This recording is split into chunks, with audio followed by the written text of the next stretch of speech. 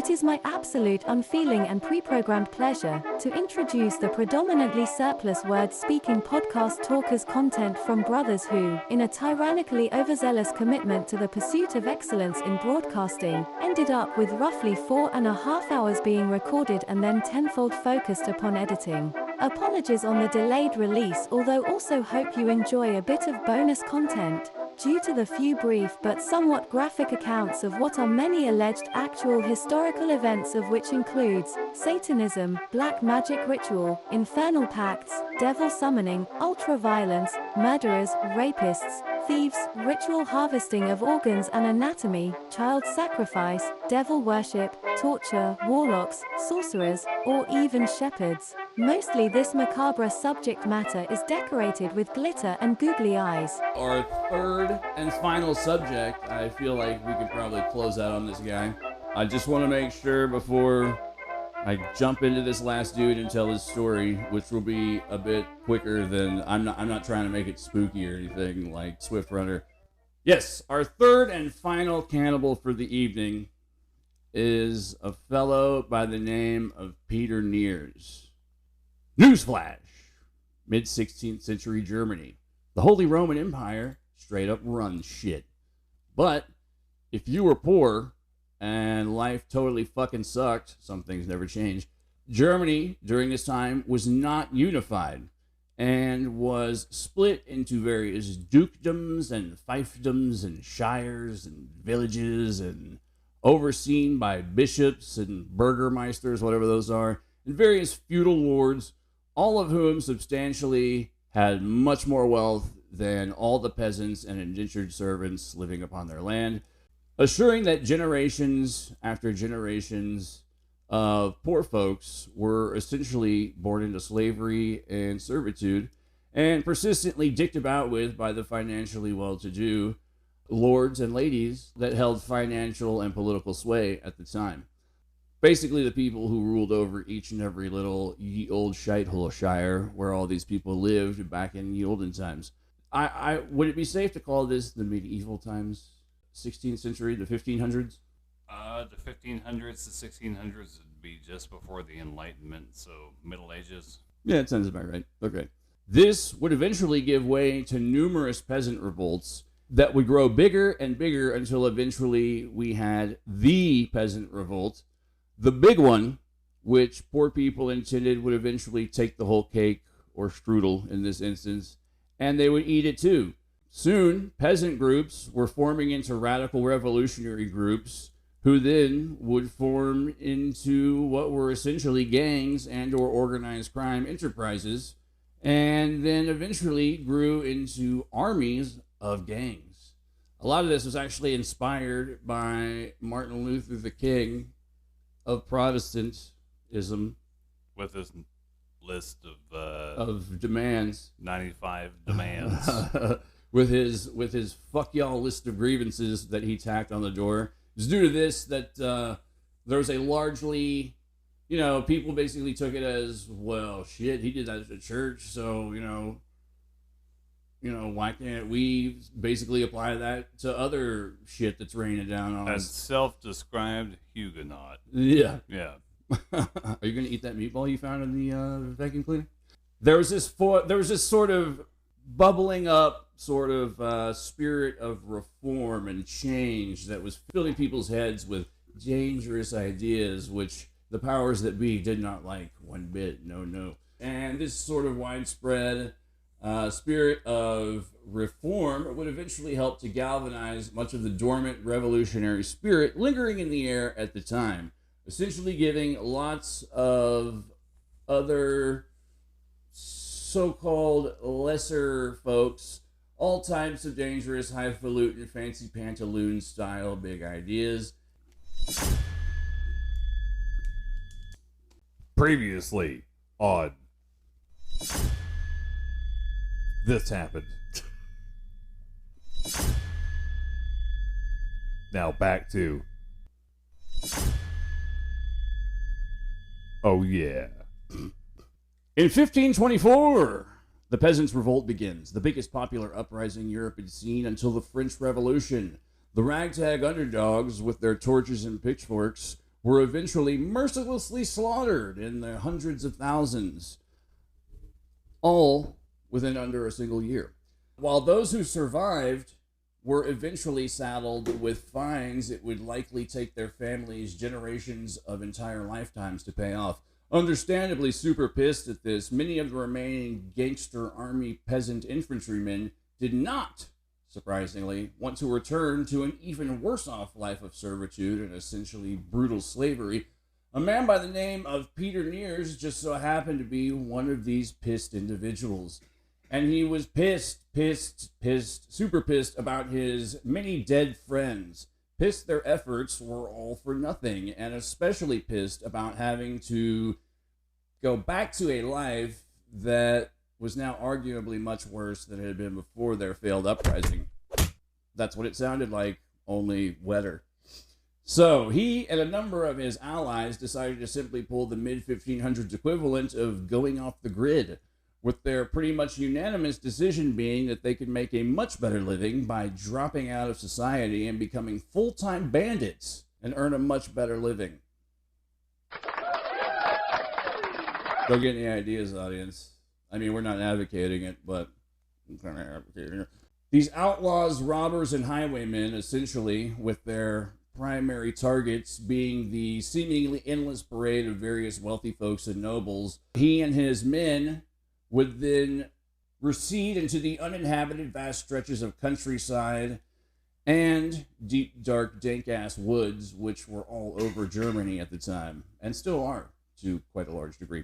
Him and his homies fucking drop out of society, they go live in the woods, they roam the countryside, and basically pick off their various intended targets, being rich nobles and highfalutin Lord Fancy Pantaloons. They'd frequently pop up between the isolated towns and villages, then commence to robbing and murdering any travelers that they encountered, eventually, doing away with the whole rob from the rich principle, it being completely tossed aside for the sake of practicality, stealing every penny and plundering any goods they were able to take, any and everything they could find.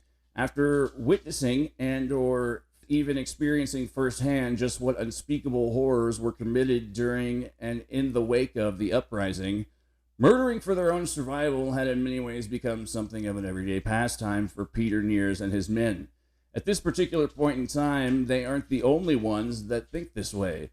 Many men, vehemently and quite actively despising the financially well-off nobility and absolutely refusing to capitulate, to tuck their tails between their legs and simply go gently or quietly into the dying of the night.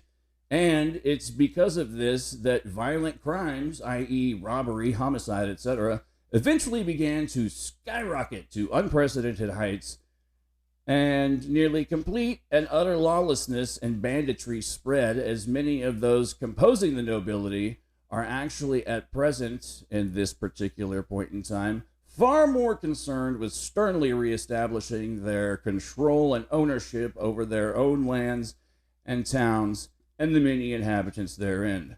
So much so that, to some degree, much of Germany had become isolated from what all sorts of doings were transpiring. Yeah, there was some of that across greater Europe, placing the majority of their focus upon what is essentially some much needed and vigorous housekeeping. While unbeknownst, housekeeping. Okay, what kind of hotel is this? While unbeknownst to most of the nobility, the outside world also just happened to be growing increasingly violent as well. Now, Peter Niers is not the first, nor certainly would he be the last, to organize such a sizable or entirely ruthless roving mob of vicious criminals. In fact, he was greatly inspired by an earlier gang leader named Martin Stier, who, before his glorious descent into the criminal underworld, had once been a shepherd, who, after the uprising, quote-unquote, thank you, suddenly realized, man, fuck all this shepherding, sheep shagging bullshit. I'm gonna get that money. And actually, if you look into much of the history of many shepherds, they were in fact mostly known as a nomadic outlaw class of rapey-eyed, highly depraved criminal miscreants with a long-standing and rather dubious tradition, which even predated Greco-Roman times. You know what they say about them sheep? The pretty ones lie. Ah, okay. I thought you already said something about their vaginas, I believe it's called. With high numbers of worshippers of such deities as Pan and Priapus. Yeah, that one. You know the one I'm talking about. The one with the big weenie. Right? Pan the goat god? Yeah, him too. Well, like most members of America's cultural elite, I worship Pan, the goat god. They were all total rapists. The gods, and in turn the shepherds, because, you know, it was like, if it's good enough for my god, it's good enough for me. In their much more disgusting, subhuman, and sexually deviant, more monstrous aspects, but I digress. It's true, if you look into the history of shepherds, they've long been considered a filthy, disgusting, like, ugh, like people just look down upon them left and right, and rightly so in many cases, from what I hear or read. Martin Steer would ultimately go on to organize his fellow shepherds / veteran survivors of the peasant uprising into a gang of highwaymen. It was this particular gang of homicidal sheepshaggers and or nomads, madmen, and predominantly self-exiled societal dropouts that would have a long and illustrious criminal career that ultimately lasted a total of 22 years, and during which the infamous criminal Martin Steer would eventually end up teaching Peter Niers damn near every single dirty trick he picked up amongst his somewhat storied and gory past as the head of a gang made up of 48 of the most utterly reprehensible criminal scum that ever terrorized the countryside. We're men in tights. Tights. So, you know, it's like the Star Wars cantina. Beep, bop, boop, bop, beep, up, bop. A wretched hive of scum and villainy. So essentially, picking up the torch from where Martin Steer and his men left off, Peter Niers and his gang of 24 men eventually terrorized the European countryside for years. They would often either split into smaller groups to target multiple groups of travelers that were robbed and murdered, or form up into larger units to pull off much bigger jobs, these often being well-armed or heavily protected and fortified high nobility or lords traveling with great numbers of force. They eventually became known for being extremely well organized, with this eventually feeding their egos to such a degree the gang would later make its way into numerous towns and villages, intending to rampage, rape, and pillage until ultimately demanding that they be paid tribute to leave. Oddly enough, this immense testicular fortitude would pay off in almost every instance, and usually prove successful, as their reputation soon began to precede them no matter wherever they went.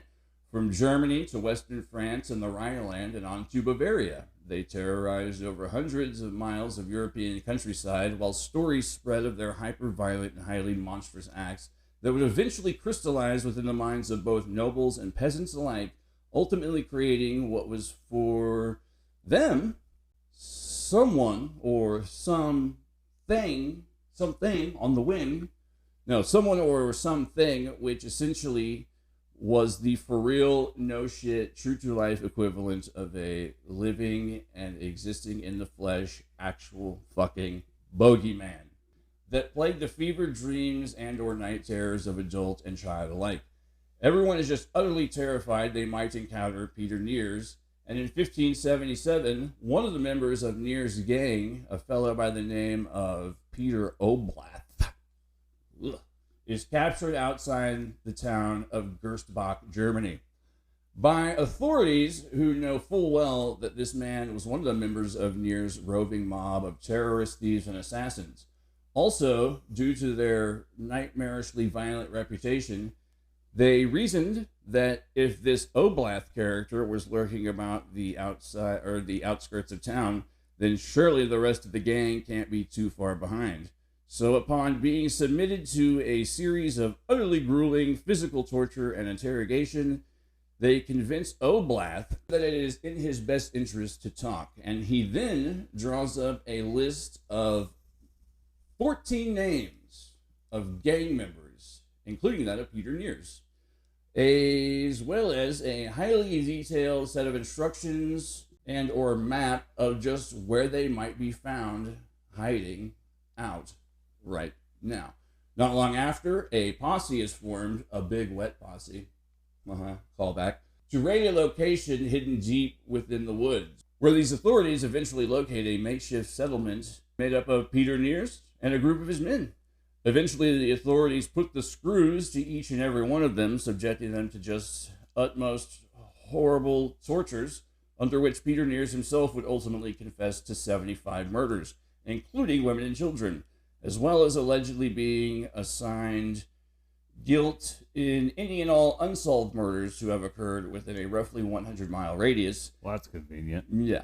Making him the assailant after the fact, under duress of intense torture. And so, it is with this confession that his guilt is undeniable. They've finally captured the infamous rampaging bogeyman, who is now doomed as his conviction and execution are all but completely imminent. But then, somehow, some way, that remains totally unknown and is a mystery to this very day. He escapes, only to eventually disappear into the darkness of the night. Meanwhile, the authorities have been, you say like this, running their mouths, to any and everyone they could tell that they'd finally captured this total rampaging dickhead, Peter Niers. They were the ones who have at long last finally captured the monstrous Peter Niers and his gang as they begin to spread this tale of bravery far and away, relaying messengers to tell other messengers in other towns to tell other messengers, and they tell two messengers, and they tell two messengers, etc. And you'll have 7 years of good luck. Yeah. Out to every other town, all about how they put it down. And now they got this infamous living in the flesh, 100% true to life, for real, no shit, bogeyman, and damned if he ain't just in custody, simply awaiting an all-you-can-eat buffet of just desserts with a shit sandwich appetizer. There's going to be a lot of that. But when word spread within the village, which had somehow, one way or another, become responsible for letting this devil unknowingly ultimately escape, not only would they become an utter embarrassment, let alone forever be branded as nothing but a bunch of incompetents, nitwits, imbeciles, cretins, and complete buffoons, but sooner or later, they may literally be resting their heads upon the chopping block.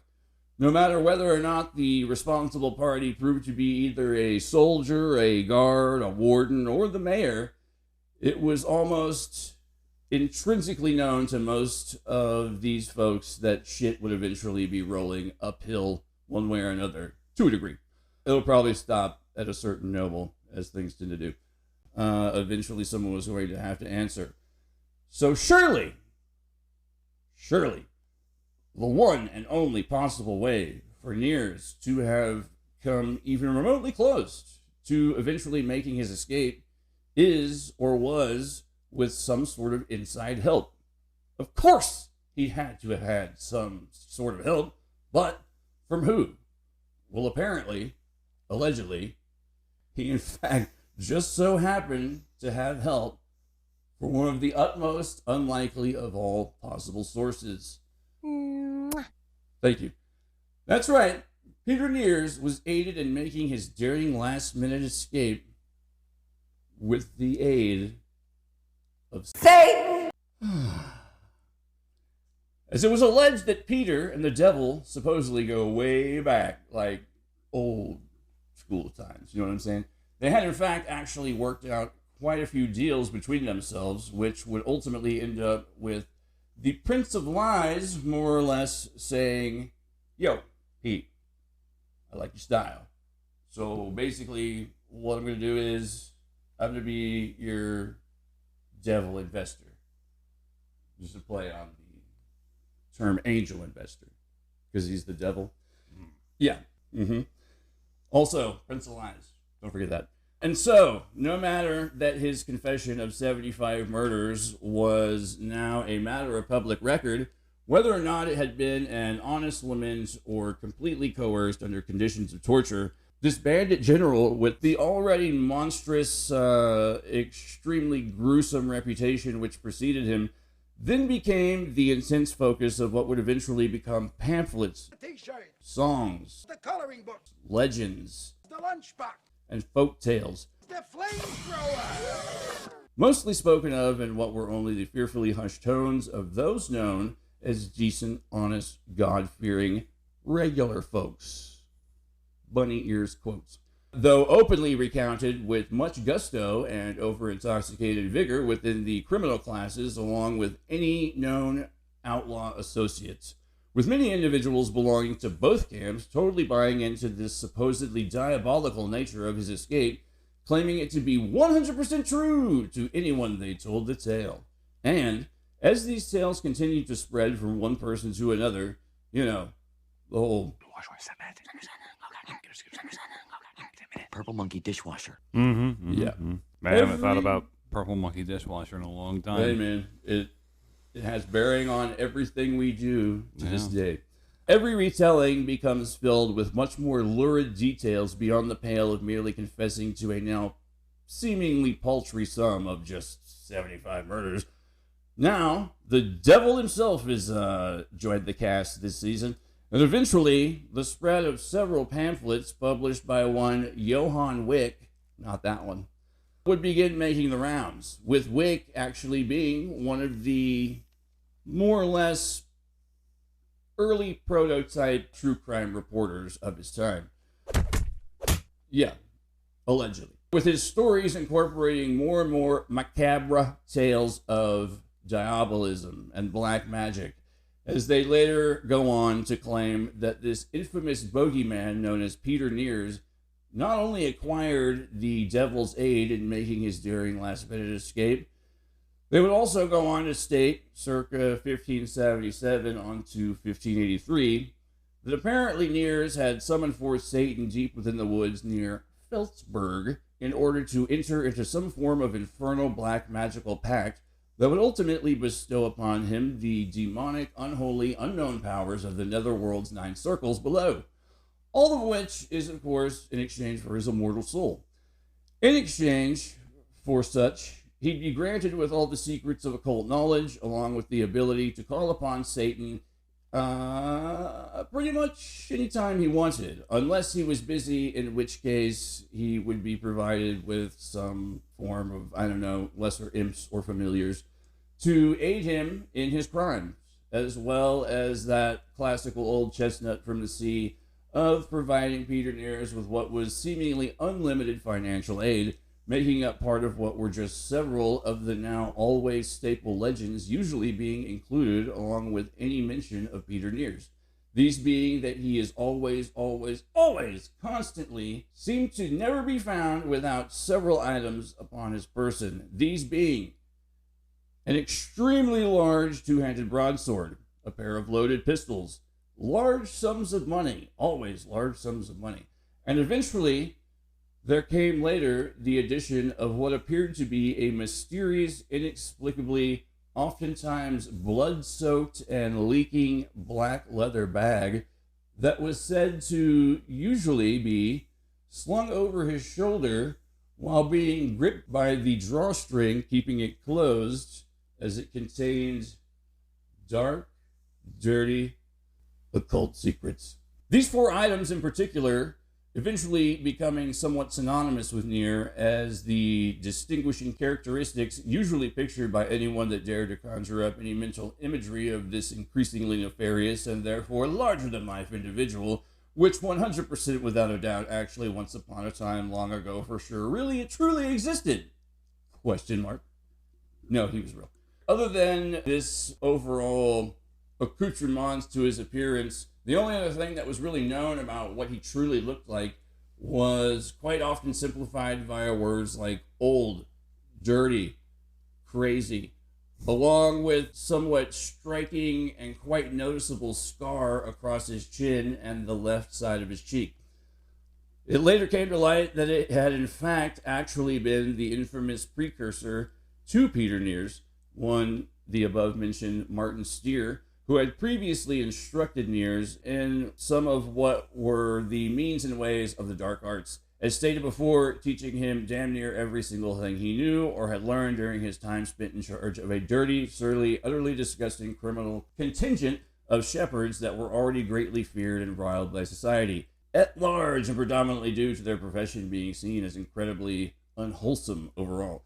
Many of these Wick-published pamphlets had in fact also revealed the secrets of Niers and his gang's overall inexplicable, seemingly resounding, repeated successes, much to the detriment and danger of the publisher/author, one would assume, through the use of what at the time were somewhat well known within mystical folklore as an arcane artifact that was believed to be wielded by many witches, warlocks, and or sorcerers, one that was made out of the severed hands of a dead man, and then rendered within these same cadavers boiling fat, then finally fashioned into a form of torch or candle that was particularly known as a hand of glory, which cost about $5 at a truck stop. Be sure and tell them Large Marge sent ya. Okay.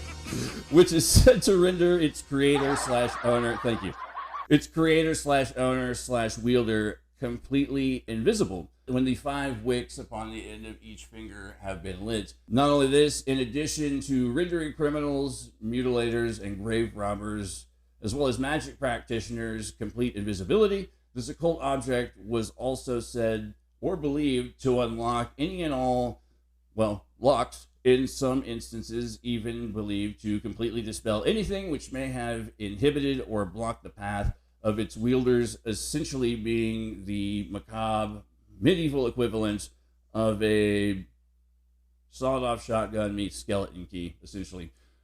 While entirely far-fetched, it must be commented once again that he did inexplicably somehow escape from a prison and his imminent execution to eventually return to his infamous, potentially infernal life of crime under what are at best utterly unexplainable circumstances, which obviously excludes human error, incompetence, and or negligence, obviously. It's also been stated that throughout numerous sources that Niers, despite always having the aforementioned 4 accessories with which he is always seen, as well as a fairly gnarly scar across his chin and cheek, he seemed to be quite the adept master of disguise. This often being cited as the actual reason behind his criminal success as well as prolonged career, as were the primary reasons for why he was able to evade the law for so long. So, master of disguise abilities is somehow equated to the real reason why he'd been able to evade the law for so long. Identification or capture as well, as he was believed to be using numerous false, borrowed, or stolen identities in addition to his continued use of disguises whilst hiding or traveling incognito as either a soldier or a disease-infested leper, which guaranteed people would keep away and steer clear of you no matter what. To other somewhat less likely yet entirely possible disguises, such as a tree, or a rock, or a cat, or a dog, and even a goat sometimes. And so it continued, as new pamphlets began to be published, which then began recounting the tales of travelers and villagers that at some point or another personally encountered the infamous bogeyman Peter Niers upon their travels, and yet had miraculously lived to tell the tale. And of course, more and more of those tales were becoming increasingly sensationalized while also overflowing with any number of highly suspect yet utterly lurid retellings of what were supposedly completely and entirely true accounts of encounters, now becoming what went beyond fantastical phantasmagoria and or blood and guts gory details of indescribably inhumane and savage acts that included a litany of only the most repulsive of offenses committed against man, nature, and God, all the way up to and including the quite frequently highly descriptive instances of what ranged all the way from Warning, many various very horrible things approaching. Now, cannibalism, vivisection of living victims, not to mention the violent dismemberment and disemboweling of what were numerous men, women, children, eventually even fetuses. So yeah, of course, that's why I mentioned that all of this is obviously highly sensationalized.